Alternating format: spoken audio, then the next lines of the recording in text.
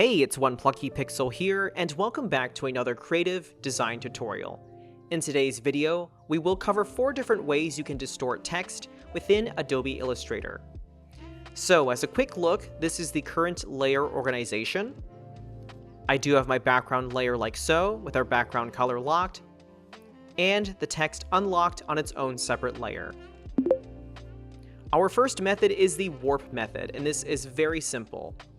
All we have to do is select our text, navigate to the top right of our screen, and select the drop-down next to Align. From here, ensure that Make with Warp is now active, and select the icon. From here, we do have many different options. If we select the drop-down over here, we have 15 different presets. I do have flag active as one, so let's take a look. First, by moving the bend parameter, we can see the effect take shape.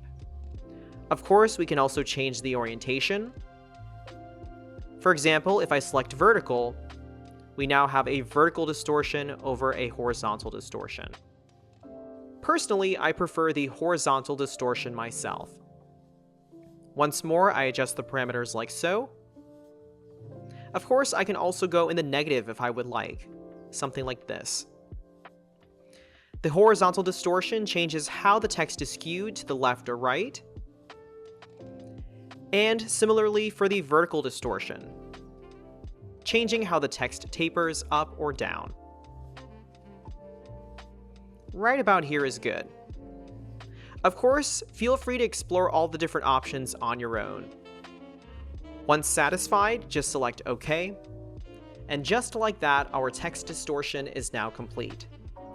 Now, of course, you can still edit the text inside of the warp.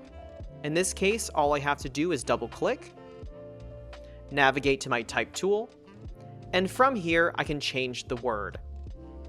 In this case, let's do the word bounce.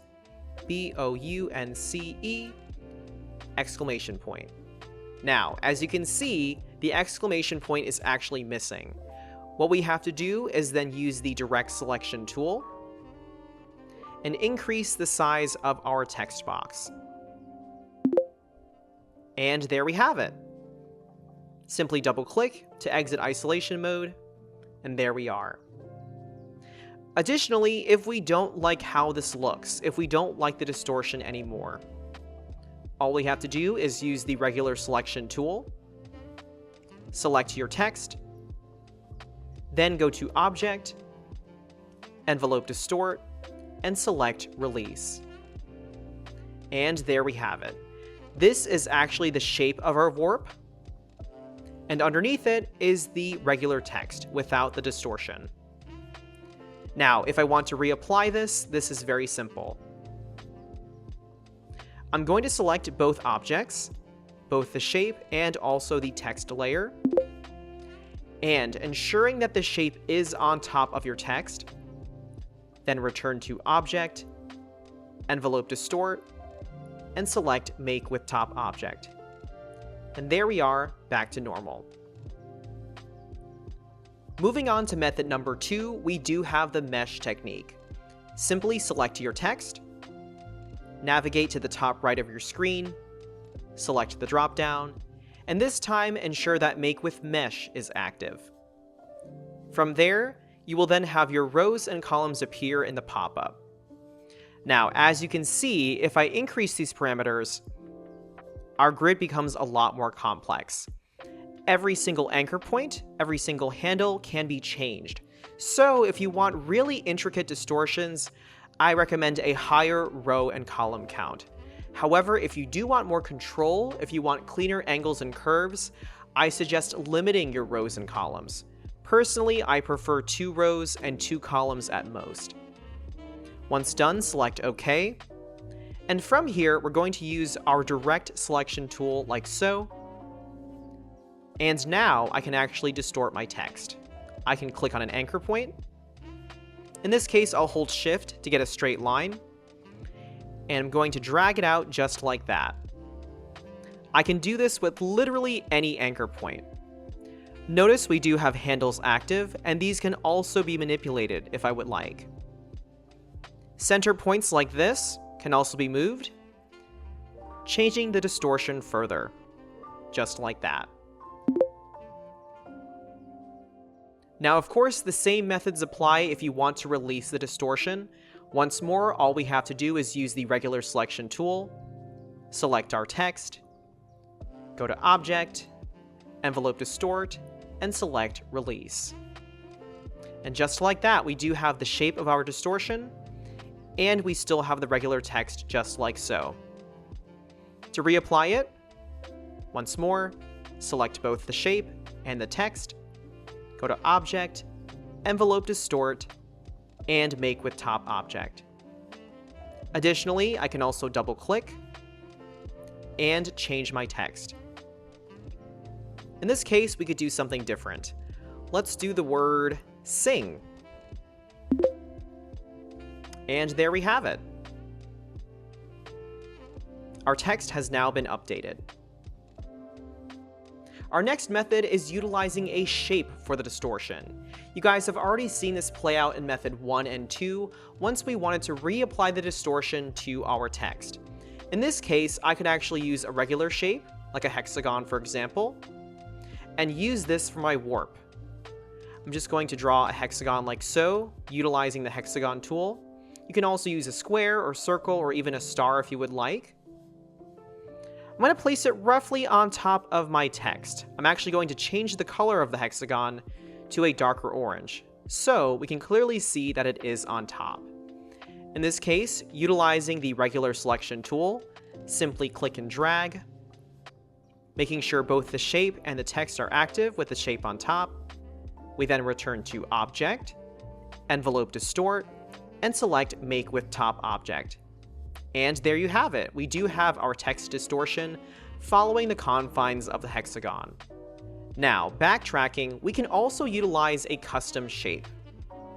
In this case, I'm going to delete the hexagon, and I'm going to use my regular pen tool.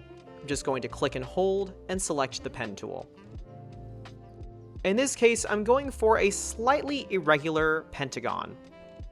Let's go up here like this, maybe a bump out up here, and reconnecting the dots like so.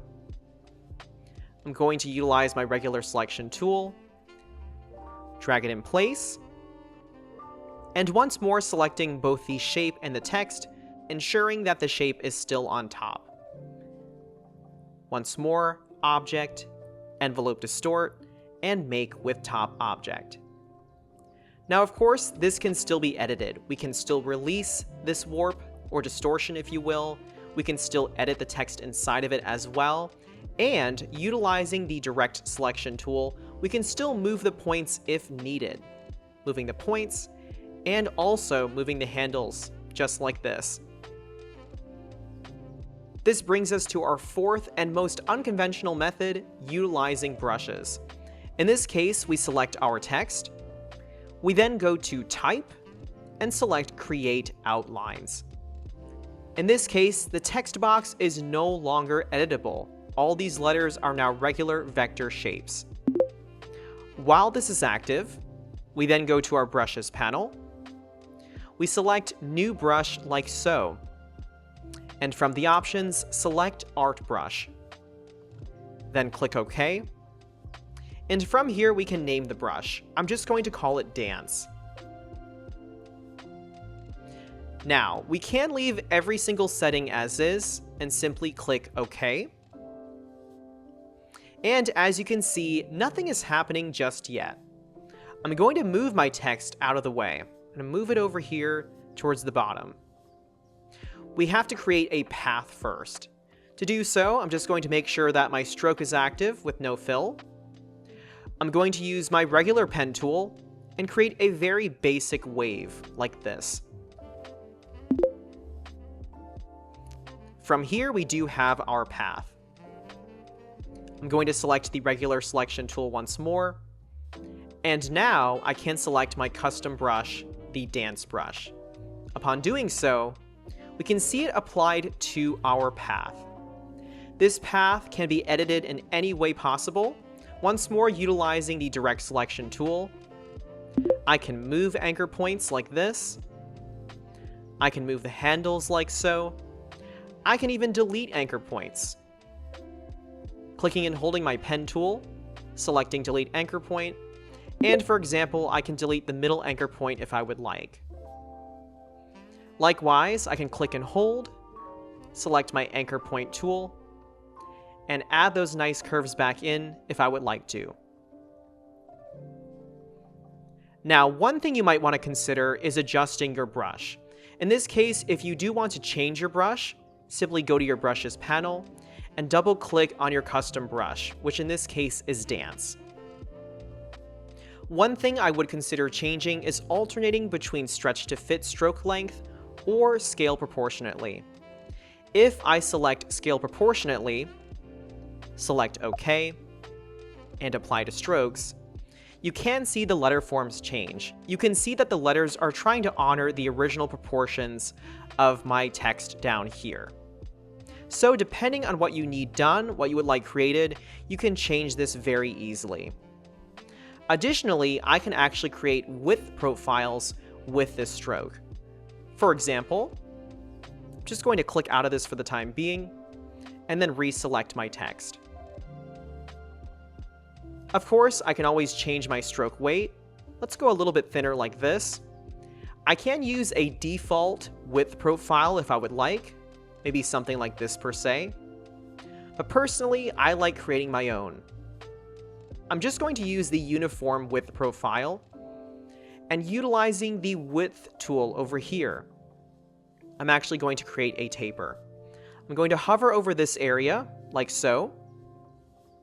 I'm going to click and hold this anchor point, pulling it out and making that taper. Likewise, I can do the same over here. Just like that. Overall, all four methods are more than valid, but of course use the methods that work best with your current situation and what you're trying to create with your design utilizing warped and distorted text. Of course, if you have any questions, please feel free to reach out in the comments below, and I hope to see you in the next video. As always, thank you so much for watching.